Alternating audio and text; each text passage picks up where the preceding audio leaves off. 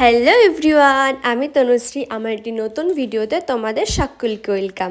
তো তোমরা নিশ্চয়ই ভাবছো যে আমরা কোথায় বেরিয়ে পড়েছি। তো আমরা যাচ্ছি তিনজন ঘুরতে, আমি, আমার বর আর প্রিয়াঙ্কা দি।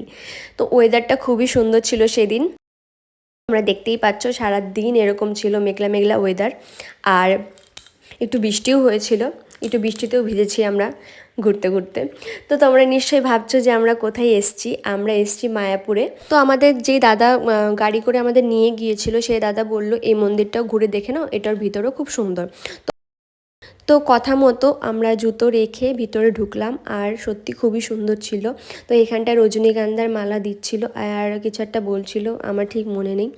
তো রজনীগন্ধার মালা আমরা তিনজনেও দিয়ে নিলাম।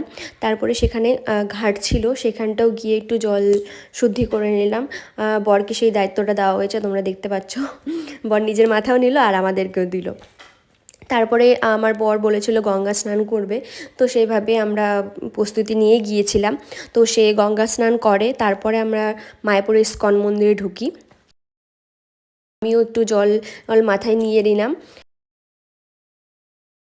একটা ফুল আর প্রদীপের ডালাও আমি জলে ভাসিয়েছিলাম, আর একটা ধূপকাঠি ওখানকার মন্দিরে এসেছিলাম আর প্রণাম করে নিলাম।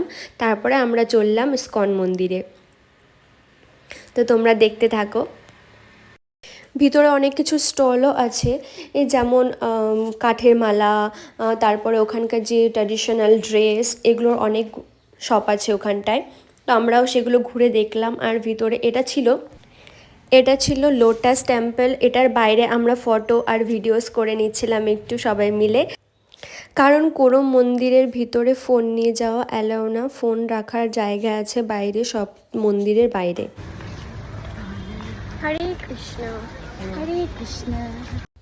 তারপর আমরা প্রসাদ নেওয়ার জন্য টিকিট কেটে নিই, যেটা ছিল পার হেড 80 টাকা করে। তারপরে আমরা যেখানে প্রসাদ দেওয়া হবে সেখানটার উদ্দেশ্যে রওনা হই, যেটা ছিল গীতা ভবন। ওর ভিতরেই প্রসাদ দেওয়া হচ্ছিল, সবাই লাইন দিয়ে ভিতর ঢুকছিল, কারণ দেখতেই পাচ্ছ প্রচুর লোক। আর ওখানটায় জুতো রাখারও জায়গা ছিল। তারপর আমরা জুতো রেখে ভিতরে ঢুকি। তারপর আমরা প্রসাদ নিয়ে নিই আর ওখানে বসে প্রসাদ খেয়ে নিই। খেয়ে তারপর আমরা বেরিয়ে পুরো মন্দিরটা, পুরো জায়গাটা ঘুরি আর অনেক ফটো তুলি, অনেক মজা করি। আর আমরা সেখানে সারা দিন ছিলাম, সন্ধ্যা আরতি দেখে তারপরে আমরা বাড়ি ফিরি। ভিতরে তো ক্যামেরা অ্যালাউ নেই, আর ভিতরে কথা কি বলবো, তো আমরা যারা যারা গেছো অবশ্যই জানবে। আর ওখানে যা যা খাবার ফুড আইটেমস ছিল সেগুলো আমরা ট্রাই করছিলাম, যেমন ঘুগনি, তারপর ভেজ